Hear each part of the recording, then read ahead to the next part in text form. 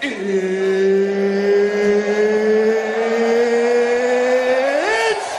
time! We are back, Fight 5 Podcast, Ep.3. We got Renaissance here, we got Unbiased today. Unfortunately, we do not have Guardian or AJ with us, but hopefully we'll get them back in the next episode. Gonna be breaking down the next fight night card as well as some recent news around MMA. So let's just get right into the next card. We have Alexa Grasso versus Vivian Araujo. Who do you guys got in this fight? Renaissance, I'll let you start it off first. I don't know why this is the main event. Lame ass main event, to be honest. What the fuck is this fight, bro? I don't know, bro. Grasso, cause she's hotter. Fuck. But I don't know why like Askarov versus Roy Wallace in the main event. Lame ass fight. Both fighters like I don't know who the fuck these fighters are. I don't know, bro. Alright, Unbiased, what do you think about this main event? Yeah, I agree. It's not. I mean, like the card itself, I really like. It's just they really screwed up with like the they really screwed up with the way that they ordered it. Like, anyways, this is a fight that should be like before the co-main on a fight night. Like, I have no clue why it's main eventing, but either way, I'll also take Grasso just because she has a better resume and she's fought better people. So, I guess maybe I'll take Grasso by TKO. I don't know, man. To be completely honest, it's not a great main event. Yeah, I agree. It's not the greatest main event, but I got Alexa Grasso as well, number 5 flyweight. I think she'll get it done. Now the co-main listed here on Tapology is Jonathan Martinez versus Cub Swanson. It's a pretty interesting fight. Unbiased, what do you think on this one? Well, something interesting here that didn't really click into me until now is that this is Cub Swanson's debut at bantamweight, and I'm gonna be honest, I have no clue why he's moving down at this stage in his career. Like, it really doesn't make that much sense to me. But I mean, it really depends on how well the new weight class treats him. Like, we see sometimes when people move down in weight classes, like their chin will be affected or their cardio will be affected or something similar to that. But I'm still gonna take Cub Swanson, just an experience factor mainly, and he's still a savage. His last fight was against Darren Elkins. He finished him in like a minute, which isn't exactly easy to do to Darren Elkins, so I'll take Swanson, but the weight cut scares me. Yeah, it's definitely a risky pick, but he might be able to pull it off for sure.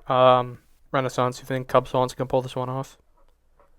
And I think this is a pretty like a big move for Cub Swanson. He came off a loss from Giga Chikadze. I think this weight cut will have a tool on him. I don't think he will be as good as he was at 145. And looking at his opponent actually has some pretty solid wins. He's on a 3-5 winning streak. Has good wins, and I think he's on a good momentum. I think he can KO Cub Swanson. That's what I think. Yeah, Cub Swanson's getting a little bit older. Like Unbiased was saying, that weight cut might not be too kind to him. Should be an interesting fight. I'll probably take Cub Swanson on that one, I think. Alright, now here's probably, in a lot of people's eyes, the real main event, I guess you could say. We have flyweight bout Askar Askarov coming off that loss from Kaikar France. He's going to be fighting Brandon Royval. Interested to hear your guys' thoughts on this one. Unbiased, what do you think? Yeah, just like you said, this is in my eyes like the people's main event for this card. Like, it's gonna be a good fight. Brandon Royval is really scrappy. He has good jiu-jitsu. His striking is pretty good. Askar Askarov, I mean, he's Dagestanian. It's kind of hard to be bad, but like, he's just a really, really good fighter. I'll take Askar Askarov by decision, but it's not going to be easy. I'll say Askar Askarov 49-46, and it's going to be a scrappy fight. Yeah, it's a good pick. Renaissance, you think Brandon Royval could pull this one off or no? Man, I think this is a pretty good fight. I actually am a big Askarov fan. and I actually thought that he won his last fight. I thought he won. The first round was clear. I actually thought he also won the third round. But I think the both skill sets of both fighters actually has a chance to make this fight like straight up fireworks. I think what will happen is like Askarov for all 3 rounds he will end up controlling Royval. But Royval, his jiu-jitsu is opportunity jiu-jitsu. I think he will throw up submissions, but I think just because of how good Askarov's grappling is, he won't be able to get those submissions. So that's why I think it will be a blowout 30-27 on all scorecards. Bold prediction. I mean, he was undefeated before this fight, so I could definitely see him bouncing back. Probably going to go with Askarov myself. Okay, moving down once again, we have Jordan Wright versus, I'm going to butcher this, Dusko Todorovic. This is a very interesting fight. I'm kind of leaning towards Jordan Wright, I think, a little bit. Renaissance, what do you think on this fight? Yeah, I think this is actually a pretty good fight. He got Todorovic, which his last loss was to Chidi and Jakuani. But if you talk about Jordan Wright, right, he was you could say like his last he is on a 2-fight losing streak. I think Todorovic has it because on that 1 minute he fought against Chidi, he was actually like looking good. He was actually like kind of initiating grappling, and he's like only lost because like of the power difference. That's why I think Chidi. That's why I think like Todorovic has this. I'm biased. You think Wright can pull this one off, or you got Todorovic winning this? It's a pretty close fight, but I'll take Todorovic. I mean, it is a good fight, but again, I think they messed up the ordering with this. The fact that this fight comes after D-Rod versus Magny just isn't it to me. But either way, I mean, Jordan Wright is coming off of 2 losses, but also 2 first-round finishes. One about a minute and a half into the first round, where he got TKO'd by Bruno Silva, and then one about 2.5 minutes into the first round, where he got submitted by Marc-Andre Barriot. So it'll be interesting to see how he comes back towards this, like see if he's there mentally and physically, but I don't know if he's going to be able to come back for that, especially against someone like Todorovic. I find him a pretty good fighter. Like, despite his last fight, I still find him pretty good. So I guess that's why I'm taking Todorovic. Yeah, just to double down on what you were saying, I don't know why Neil Magny versus Daniel Rodriguez was before this, which we will be moving on to next. Pretty interesting. Daniel Rodriguez coming right back around after fighting Li Jingliang, getting that controversial win, I guess you could say. He's fighting Neil Magny now, who is number 11, I believe, in the rankings. Yeah, this is a fun fight. I don't really know who I got for this fight. Renaissance, what are your thoughts on this one? I think this fight depends like on D-Rod. It's like a 50-50 fight. It is like if Magny allows D-Rod to establish that jab, that jab is established, that is money. Because D-Rod could keep jabbing Magny up, jab his face up. But it's the whole thing is if Magny lets D-Rod establish the jab. I think Magny is like too experienced, has tied for the most wins at welterweight.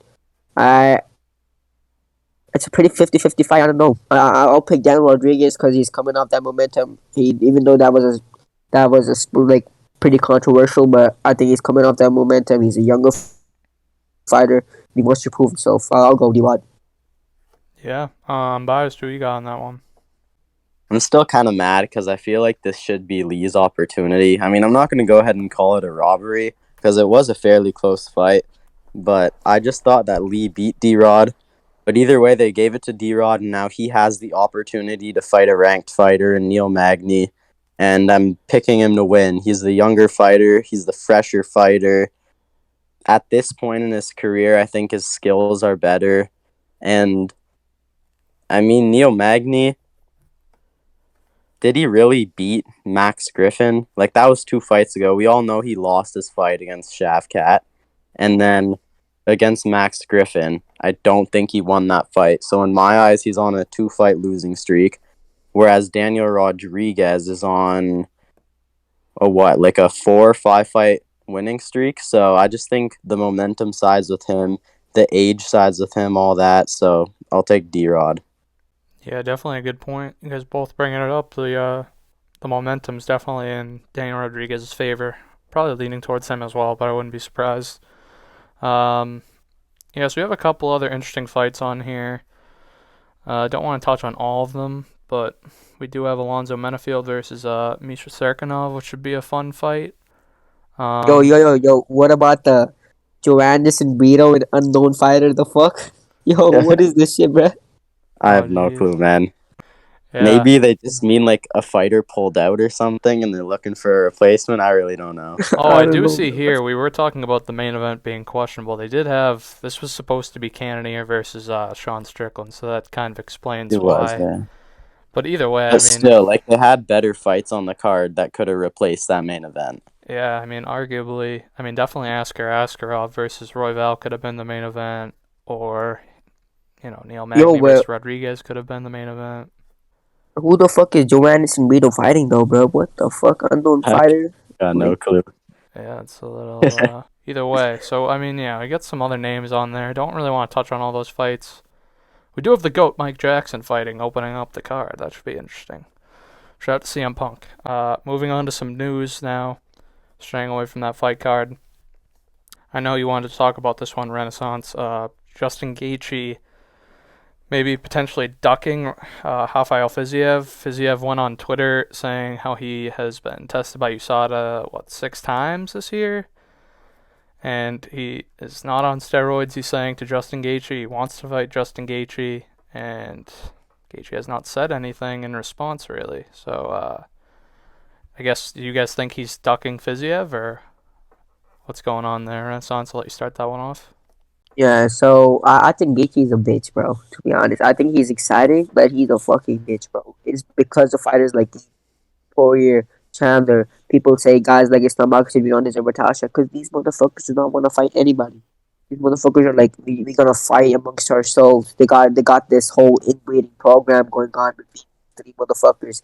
They fight each other and get rematches and then get title shots off of that. That's what I think, bro. Is for every time, like even if somebody mentions off of Fizie's name, he's like he doesn't even respond. Because I differ damn sure no. I know Rafa Fiziev is gonna piece up Justin Gaethje. Rafa Fiziev is just too technical. He's gonna put a clinic on Justin Gaethje. That's what I think. I think Justin Gaethje needs to like fucking. If he wants to be exciting, he needs to like fucking grow his fucking balls and fight somebody below the legs. That's what I think. Yeah, it would definitely be a fun fight. A lot of people think Fiziev has potential to be a future champion. Unbiased, what do you think about Fiziev saying all that stuff to Gaethje on Twitter? Yeah, I mean, I don't want to go as far as to say Gaethje's ducking him because I don't know a ton about the situation, but I did see that. Like, Fiziev claimed that he got tested 6 times, and if he is telling the truth, which I don't see why he wouldn't be, I mean, then I guess you can go out and say that Gaethje's ducking him. I don't want to say it myself, but I see why you can make a valid point there. And I also wanted to go and touch upon this point that like I knew that that Gaethje fighting Oliveira, I knew it would be the start to his downfall. Like you look at that top 10 of the lightweight division, he doesn't beat a lot of them. Like Gaethje is gonna start to go on a losing streak. You can mark my words here. It's not gonna look good for him from here on out, especially if he's fighting guys like Rafael Fiziev. And just my opinion, like I think Fiziev destroys him in that fight, unless he gets caught, but I don't see it happening. Yeah, it would definitely be a fun fight. I think they should make it happen soon.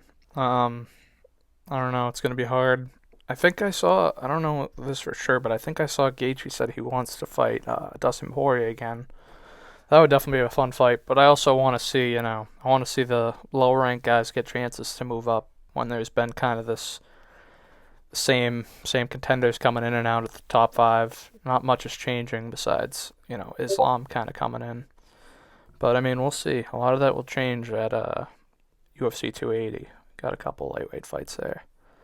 Yeah, so I was talking about like how these like 3 motherfuckers like if they actually give Poirier or Chandler a title shot, I'm gonna fucking kill myself, bro. Like these motherfuckers do not deserve a title shot. Yeah, there What they do was is there just fight was each other. there was an interview with Chandler. I think it was recently. He says he wants that next title shot with the win over Dustin Poirier. Fucking hate Chandler, bro. Chandler is like all he's ever done after coming into the UFC is try to be entertaining and not win fights. He could have easily won the Justin Gaethje fight if he tried to wrestle more. He could have. He could win so many fights if he doesn't try to wrestle. He could have actually won the Oliveira fight if he didn't try to go for the kill and shit, bro. He was too fucking high paced, and you cannot outpace Oliveira. You know, so his like whole UFC career has been a fucking just fucking blows my mind because he doesn't want to win. He just want to make like in the end, legacy matters. Because like when he starts fighting guys who are ranked below him, he will lose. Because those motherfuckers just want a title. Those motherfuckers do not care about entertaining fights. Chandler will go. I see Chandler staying on the top five for a little bit, but I just like MMA bias said, I see Gaethje just having a big ass downfall. Yeah, I mean, Like what I is like think Poirier beats Chandler pretty good. So I mean, that would kind of shoot him down the rankings a little bit. Then he's kind of forced to fight one of those yeah, but guys. To your look at point. like Gaethje. Gaethje doesn't have a good win. Like he only has a good win on Michael Chandler and a washed up Tony Ferguson. Yeah. What is another good bid that he has? Got knocked out by Eddie Alvarez, knocked out by Dustin Poirier, Michael Johnson, Edson Barboza. Edson Barboza is washed up too, bro. Like he doesn't have. He only has two good bids, and he's trying to fight. He's trying to get title shot after beating same guys. That's what I think. Yeah, it's gonna be hard for him to get back up there in contention for the title. He needs to get a fight booked for sure. So now that we got some of that lightweight news out of the way, got a big fight announcement for January. January pay-per-view in Brazil. We have Davison Figueiredo versus Brandon Moreno for first time there's been a fourth matchup between guys in the UFC. This is a huge fight for the flyweight division, obviously a title fight. What do you guys think about this fight being booked? Who do you think's gonna win? I'm biased. I'll let you start it off. Yeah, this was definitely the fight to book. I mean, obviously, Figueiredo's the champion and Moreno's the interim champion, so there's nothing else that you really can book. But no matter what, like, I am excited for this fight. All three of them have been entertaining. I have no doubt that the fourth one will be. Like, I know for a fact it's going to be a fun fight, but this is the last time I want to see it. Like, it's getting kind of old now. Like, I mean, yes, they're fun fights, but I'm not trying to see them fight 4, 5, 6 times. Like, it's kind of getting annoying now because there's all these other contenders that, although yes, they're not deserving of the title shot right now, I'm 100% certain, and like, I know that Moreno is the one who deserves the title shot right now. He's literally the interim champion, but we better not see this fight a fifth time. But either way, I'm gonna take Figueiredo by decision. We'll say 49-46. I think the second Moreno and Figgy fight, I'm not gonna go and say it was a fluke because it definitely wasn't. Like, these guys they're close, and both of them have high chances of winning each time. But I don't see Moreno winning again. Like, he was losing the striking exchanges in the third fight. I don't remember a ton from the grappling exchanges, but he didn't really seem to get much going in the third fight. And I thought it was honestly a clear win for Figueiredo. Yeah, I'm a Figueiredo fan myself. I think he would have won that first fight if it wasn't for that groin shot. That's the reason it was a draw. And then obviously to your point, he did win that third fight. So technically, if you want to be technical about it, he's 2-1 against them. But on the scorecards, he's 1-1. With another win, I think that definitely closes the chapter of them fighting for quite a while. And then you also have Pantoja, who's right there. I think he's actually going to be the backup fighter for that card, if I'm not mistaken. Renaissance, what do you think about that fight, though, being booked? Do you think it's the right fight to make? Who do you think's going to win? To be honest, I don't give a fuck about this fight, bro. I've already seen this shit 3 times. It was okay. It was fun, but it was like not like too much fun. It's like not like a once in a blue moon type fight. It was fun. It was a fun fight. All three fights were fun, but thing is, I think the only reason why Brandon Moreno actually beat Figueiredo the second time was Figueiredo had a really bad weight cut. The first fight, just like you said, first fight, Figueiredo was winning. If he didn't get that point reduced for that shot. Even third fight, he actually dropped Brandon Moreno in a one round. In a round, he dropped Brandon Moreno and like fucking also like kind of winning a like exchange, just like I said, right? To be honest, like flyweight is a pretty dry. I think they should give like new fighters like Mokaev or Amir Albazi a quick path to the top, because like you don't have anybody else that wants to compete for the title. So Yeah, Makaev's fighting at 280, so we'll see what happens with him. I mean, I think Pantoja's definitely got next, regardless of who wins. Um, he did beat Moreno, I believe, so that would be a fun rematch. And then him versus Figgy would also be fun. So he could fight either of them, I think, regardless. But very fun fight. Not sure if it'll be the main event or not. We'll see what happens with the rest of the card being booked. But yeah, so we got that out of the way. Another big one. Kevin Holland, out of retirement. Short retirement, about 2 weeks. He's got a main event at UFC Orlando in December against Stephen Wonderboy Thompson. He's got a good stylistic matchup after that Hamzat fight. He's got a striker versus striker. They both wanted this. They both got it. What do you guys think about this fight? Who do you think's gonna win? Renaissance? yeah, I think fucking I forgot what you said, bro. Could you repeat that? Repeat that. Wonderboy versus Kevin Holland. Yeah. I forgot. Fucking I'm stupid. But I think this is actually a pretty good fight, but I don't think Holland actually deserves it. He just got subbed by Khamzat Chimaev, and now he's fighting the most like stylistically best matchup for him in the rankings. And if he actually wins, he gets that spot.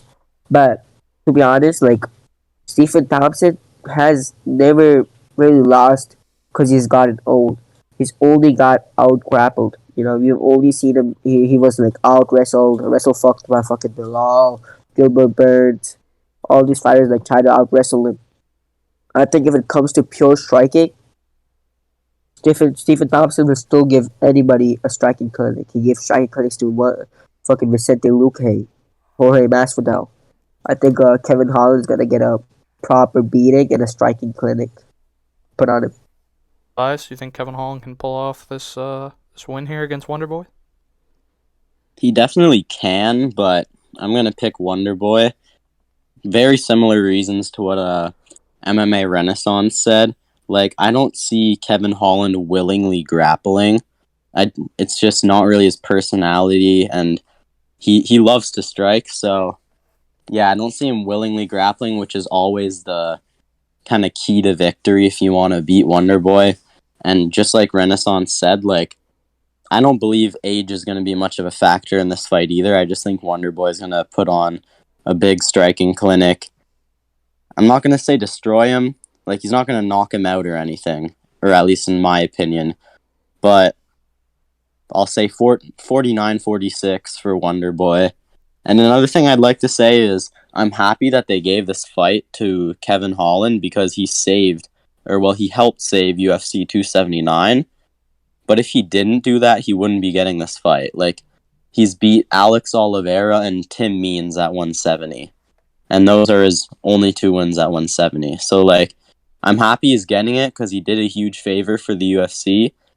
But if he didn't do that favor, the truth is he's simply not very deserving of this fight. It should be someone like Michel Pereira getting this fight. Yeah, I agree for sure. I remember he was calling for that fight. Michelle Pereira was calling for the Wonderboy fight. He definitely did them a favor. Definitely helped save the card for sure.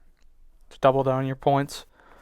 I mean, I would love to see Kevin Holland get the win here, but Wonderboy's one of the best strikers in MMA history, so it's a tough fight, but it should be fun. Fun main event for them, for Orlando. What do we got here? Oh, we got Bo Nickel. Bo Nickel gets signed to the UFC after 2 wins on Contender Series this season. He actually got a fight booked 2 days after UFC 282 in December against Jamie Pickett, and he's been calling out guys like Hamzat, saying how they're not professional. He's talking kind of crazy for someone who just got signed, but looks very skilled, very talented. What do you guys think about Bo Nickel? Renaissance? I actually think all the hype he has and all the talking he is doing actually is warranted. Because if you guys know, this motherfucker has had one of the best college wrestling careers in the history of college wrestling. This motherfucker has this motherfucker was an NCAA a dominant champion, a dominant wrestler. I've seen a lot of people say that he has had a better career than Jordan Burroughs, which is actually absolutely crazy. And just to realize how good he is. I actually think if he didn't come into MMA, he could have actually made the Olympic team. That's how I believe how good he is. But the thing is about Bo Nickel, he has the wrestling pedigree, right? But a lot of these guys, he's people are saying that he dominates Khamzat Chimaev. But you don't realize, like, these motherfuckers are training in wrestling too all their lives, and they just like transitioned into MMA earlier than you did. And they are actually pretty good wrestlers. There's this wrestler actually named Khadi Magomedov, something like that, right? He actually beat Kyle Dake 11-0, the first defeat Kyle Dake has ever faced by 11-0 in like Olympics, right? That's how good he is. Silver Olympic medalist he was beaten by Islam Makhachev. I think the wrestling is pretty equal when it gets into MMA because it's talent remains talent, right? It's like it just matters when you transition. You transition a little bit late. Bro, Cobbs would have been also a D1 champion if he was in United States, right? So that's what I think. Yeah, Bo Nickel's a little bit younger. He's about 26. I think Khamzat's 28, but still, I mean, to your point, he's got more fights. I think Bo Nickel, I mean, I'm kind of buying into the hype. I think Jamie Pickett should be a relatively easy fight for him to win. I'm biased. What do you think about Bo Nickel? I'm a believer in his hype. I'll say that for sure. I think he's a very good fighter. But just like Renaissance said, I wouldn't talk about him versus Khamzat Chimaev yet. I'm not saying he can't beat him, but we haven't seen him fight a UFC caliber opponent yet. So I want to see that first. He's fighting Jamie Pickett. It's not a very big test. Like, in my eyes, he's going to beat Jamie Pickett in like under 2 minutes. But I mean, at least it's a UFC fighter. And then after that, he can work up the rankings. I don't want to see him take the Sean O'Malley approach. I don't want to see him do it slowly, but I want to see him doing it like smartly. Like, don't go straight from Jamie Pickett to Khamzat Chimaev. That's not going to go well for him. But either way, like, if he does play it smart, he does get that experience in the UFC. He smartly moves up the rankings. I don't know. Maybe he could be a champion. Like, he's got obviously very good wrestling, just like Renaissance said. He has one of the best college wrestling careers or university wrestling careers or whatever it is, like, ever. And he has slick jiu-jitsu too. Like, he submitted both of his opponents on the Contender Series, and those transitions were very slick. He transitioned from the mounted guillotine over to the triangle choke, and he made it look very easy. So, yeah, just play it smart, get your experience, and I'm a believer in him. I think he'll do good. Yeah, I think he could be a definite star for the UFC in a few years. Yeah, Um, There's also one more thing I think about Bo Nickel. People say he would have been an Olympic gold medalist, but I don't see him beating Yazdani at all. I think he would have been a bronze medalist, silver medalist maybe, but he ain't beating Yazdani. So he's yeah, good, but Yazdani is better. yeah. Either way, should be a bright future for Bo Nickel in the UFC, I think. All right, now we got one more thing, or at least I got one more thing. Bilal Muhammad reveals that he is going to be cornered by Khabib Nurmagomedov for his upcoming fight at UFC 280 against Sean Brady. Right now, I think he's sitting at plus money. He is the underdog against Sean Brady. Do you guys think? You guys think this is a good move for Bilal to be cornered by Khabib? You think he's gonna pull off the win against Brady? I'm biased. I think it's a good move. I mean, anyone getting cornered by Khabib is obviously going to at least do pretty good in their fight. Like, I was already picking Bilal to beat Sean Brady. I think him being an underdog is so stupid. He's an underdog in every single one of his fights. Like, I'm not even a Bilal fan. I wouldn't call myself a hater, but I don't necessarily like Bilal. I find him fairly boring. Not quite as boring as Sean Brady, in my opinion, but I still find him pretty boring.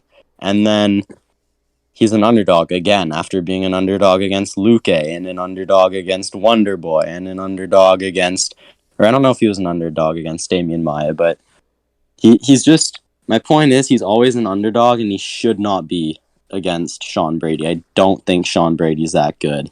And then especially adding Khabib in the corner, like that's a good move for Bilal. Khabib's gonna push him. Khabib's a great coach. So yeah, I'll take Bilal by decision. I'd be stupid if I said finish because neither of those guys are finishing each other, but I'll take Bilal decision. Yeah, definitely. Khabib's definitely a great coach. Great piece to add into the corner. Renaissance, what do you think about Bilal? First of all, a little plug here.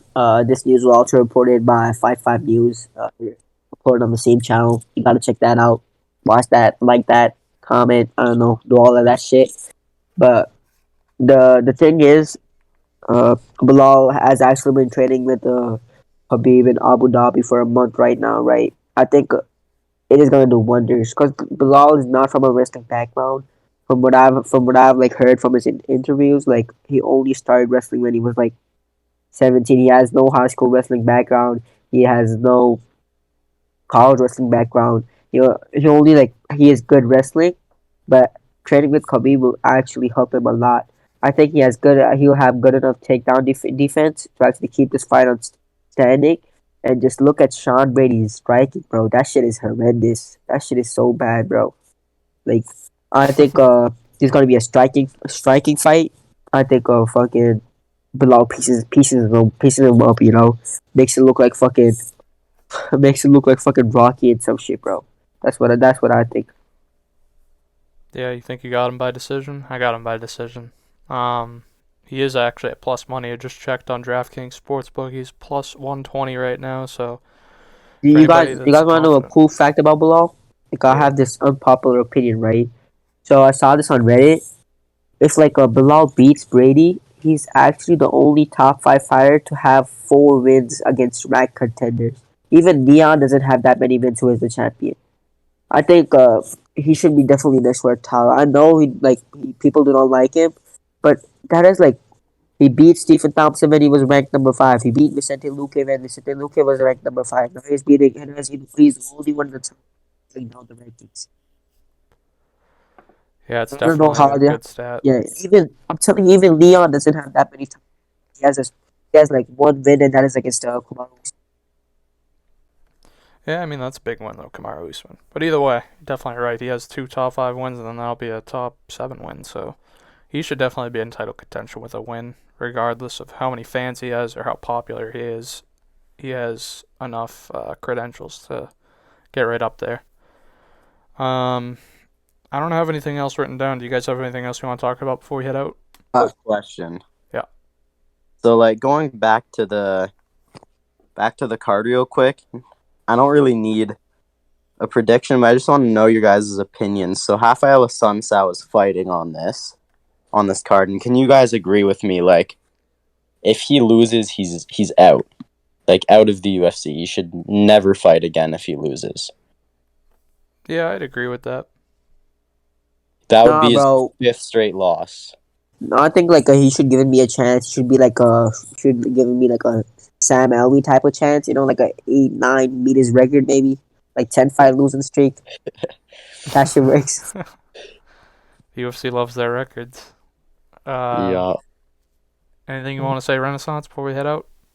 Yeah, so I want to talk about upcoming matchups like Foreman versus Ismagulov. I think these are pretty good matchups, and we can talk about them. Oh yeah, for sure. Yeah, Armin versus Ismagulov. That's definitely a big fight. Armin's taking on matchups that nobody else wants to take on. Bro, Ismagulov actually has pretty good wins. If you talk about it, Ismagulov has kind of better wins than Armin Saryukin, maybe, because Armin Saryukin lost to Mateusz Gamrot, and Mateusz Gamrot lost to Guram Kutaladze, and Damir Ismagulov beat Guram Kutaladze, right? Yeah, I So think that should you be a kind of, banger fight.